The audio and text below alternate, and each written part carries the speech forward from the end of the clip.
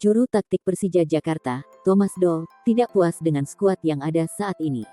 Mantan pelatih Borussia Dortmund itu menyampaikan kalau dirinya butuh penyerang yang memang mematikan. Kita tahu saat ini Persija sudah kehilangan 3 pemain asingnya yang bermain di musim lalu. Pemain asing tersebut antara lain, Hanno Behrens, Abdullah Yusuf Helal, dan Michael Kermencik.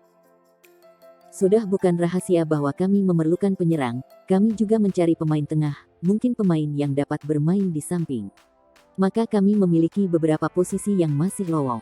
Hal yang penting adalah kami dapat menemukan pemain berkualitas yang dapat membantu Persija. Mereka membawa kualitas yang bagus, ungkap Thomas Doll. Menjelang bergulirnya kompetisi BRI Liga 1 musim 2023-2024, Persija Jakarta baru meresmikan 3 pemain barunya, yakni Rizky Ridho dari Persebaya, Akbar Arjunsyah dari Gresik United, dan terakhir Rio Matsumura dari Persis Solo. Sementara Persija Jakarta baru memiliki 2 pemain asing, sedangkan aturan PSSI untuk slot pemain asing adalah 5, dengan tambahan 1 slot pemain ASEAN.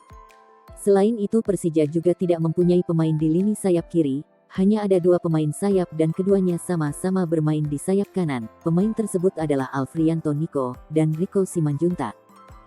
Walaupun kita tahu kalau Rico Simanjuntak bisa bermain di sayap kanan dan kiri, namun tetap saja Persija masih kekurangan pemain di lini sayap yang membuat Thomas Doll tidak puas dengan skuad saat ini.